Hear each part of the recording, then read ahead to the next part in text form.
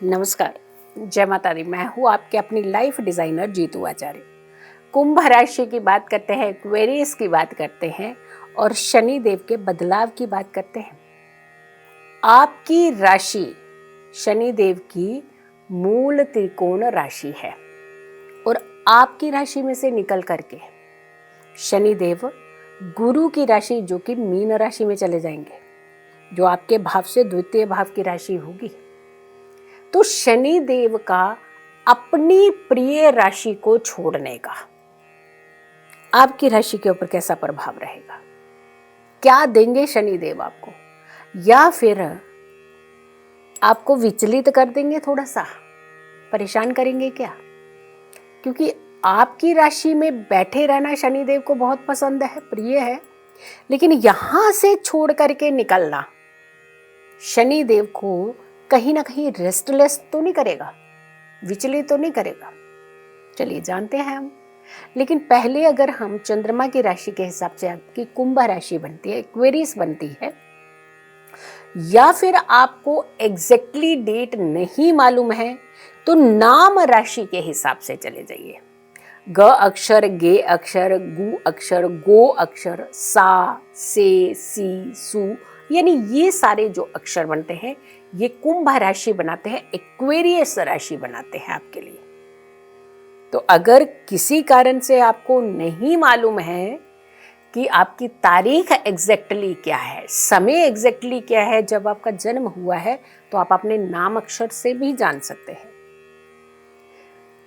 Important चीज क्या है, शनि चांदी का पाया लेकर के आ रहे हैं और चांदी का पाया कहीं ना कहीं शुभ फल देने वाला ही होता है, फायदा देने वाला होता है। यानी शनिदेव अगर आपकी राशि से निकल रहे हैं तो भी आपको कोई नुकसान नहीं करते हुए नजर आ रहे हैं। ये पाया कह रहा है, ये पाद कह रहा है, यानी शनि का पाया जो है वो चांदी का पाया ये इंडिकेशन दे रहा है कि आपको कुछ ना कुछ फायदा ही कराएंगे, वो नुकसान नहीं कराएंगे। अगर वो यहां से चले भी जाएंगे तो भी आपका नुकसान नहीं करने वाले हैं, क्योंकि स्वयं की राशि है, उनकी प्रिय राशि है, तो प्रिय राशि को कोई नुकसान नहीं करता है।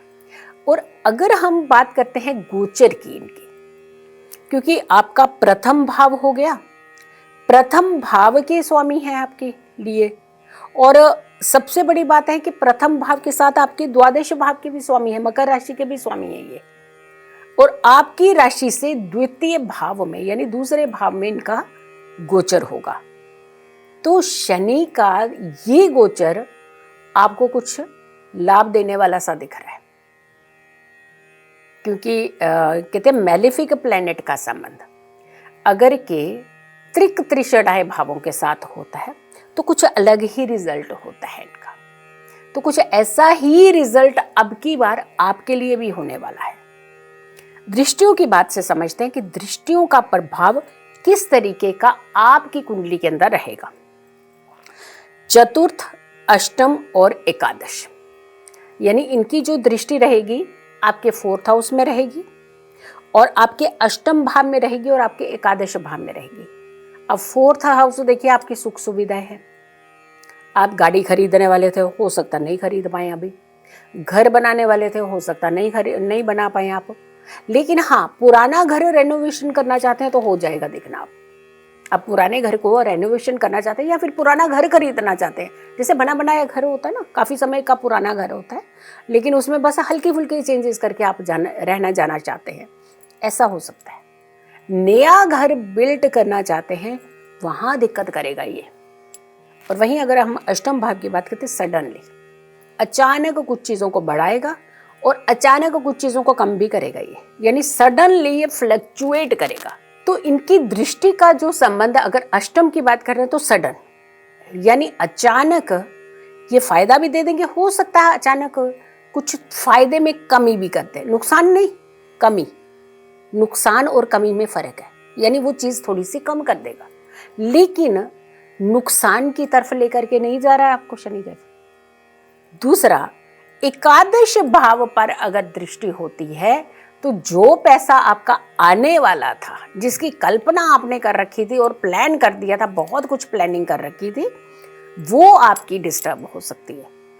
क्योंकि सडनली जो है भाव जो है वो भी एक्टिवेट हो गया, और प्लस आपके एकादश भाव जो आपके धन का भाव है, जो आपके ऊपर बहुत सारी प्लानिंग करके आप आगे चीजों को बढ़ाना चाह रहे थे, वहां पे थोड़ा सा ये दिक्कत कर सकता है, थोड़ा डिले कर सकता है।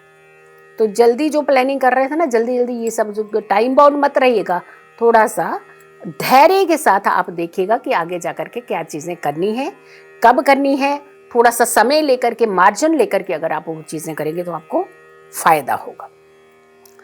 अगर हम कुंभ राशि की बात करते हैं तो ये आखिरी चरण चलेगा शनिदेव की 7.5 का, क्योंकि मेष राशि वालों की शुरू हो रही है और मीन राशि वालों का ये मिडल चरण होगा, लेकिन कुंभ राशि वालों का ये आखिरी चरण चल रहा होगा।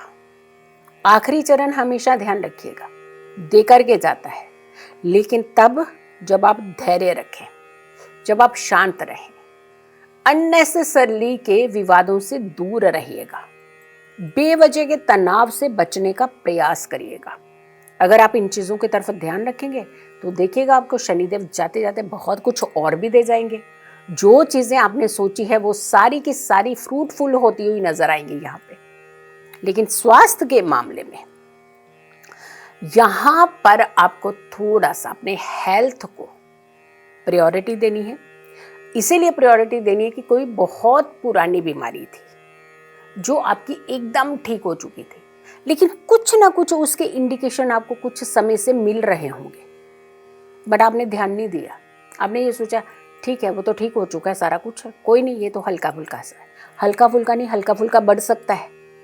ध्यान रखिएगा, बहुत पुरानी कोई बीमारी फिर से जागने की संभावनाएं बन रही हैं। तो अगर कुछ भी ज़रा सा भी आपको प्रॉब्लम हो रहा है, may be skin diseases, may be legs की पेन, मे बी पैरों की पेन, या कोई भी आपको ऐसी प्रॉब्लम जो है जो काफ़ी समय पहले थी अब फिर से हल्का हल्का इंडिकेट कर रही है, गो फॉर दैट ट्रीटमेंट। यानी डॉक्टर्स की सलाह ज़रूर लीजिए, डॉक्टर से कंसल्ट ज़रूर कीजिए और अपनी मेडिकेशन जो है वो स्टार्ट कीजिएगा। दवाई समय पर लेंगे तो आप उस बीमारी से बच जाएंगे जो बहुत बड़ी फिर से बन सकती है। तो ध्यान रखना है, अपने हेल्थ को अपनी प्रायोरिटी बना करके रखना है। खाने पीने में भी थोड़ा सा सचेत रहेगा। काम के मामले में थोड़ी सी यात्राएं आपको करनी पड़ सकती हैं, यानी दूर यात्राओं पर जाना पड़ सकता है, लेकिन ये यात्राएं आपको फायदा देती हुई नजर आ रही है। यानी इसमें नुकसान नहीं है आपका, इसमें बेनिफिट है आपका। तो आप यात्रा पर जा सकते हैं, कोई नुकसान नहीं है, बट हाँ थोड़ा सा अटेंटिव रहते हुए यात्रा करनी है। अपने सामान का खास करके ध्यान रखना है। अदरवाइज आपको ये बदलाव जो 29 मार्च को होने जा रहा है, ये बदलाव आपको फायदा देता हुआ नजर आ रहा है। किसी तरीके का भी नुकसान नहीं कर रहा है, चाहे वो काम के मामले में हो, चाहे वो पारिवारिक स्थितियों को लेकर के हो। हाँ कुछ चीज़ें हेल्थ को लेकर के वो इंडिकेट कर रहा है, बट वहाँ पे थोड़ा सा ध्यान रखने की ज़रूरत है, ना कि डरने की ज़रूरत है। तो डरना नहीं है, ध्यान रखना है। आपको क्या करना चाहिए, किस तरीके के उपाय जो है वो आपको इस समय करने चाहिए। हर शनिवार को चमेली के तेल का दिया हनुमान मंदिर में जाकर के आप जलाना शुरू करें, और उसके बाद सीधा आपने एक दिया सरसों के तेल का शनि मंदिर में जलाना है, यानी 2 दिए। तो ऐसे नहीं करना है कि हनुमान मंदिर गए फिर घर आए फिर आप उधर, नहीं, आपने पहले हनुमान मंदिर जाना है, वहाँ दिया जलाना है, उसके बाद आपने शनिदेव के मंदिर में जाना है, वहाँ दिया जलाना है, देन आपने घर आना है। तो ये प्रोसेस अगर आप रेगुलर करते हैं तो आपको कोई तरीके की दिक्कत नहीं आएगी। इनफैक्ट आपके काम जो है वो ज़्यादा बढ़ेंगे। सो देखा आपने ये शनिदेव का बदलाव आपके लिए कितना अच्छा रहने वाला है। अगली राशि हमारी मीन राशि होगी। आप ही की राशि में शनिदेव आएंगे, यानी यहाँ से कुंभ से निकलेंगे जो राशि हमने अभी बताई, लेकिन अगली राशि है मीन राशि। आपकी राशि में शनिदेव आने वाले हैं। आपको किन चीज़ों का खास करके ध्यान रखना है, सो मेरी अगली वीडियो का इंतज़ार करें। तब तक के लिए नमस्कार, जय माता दी।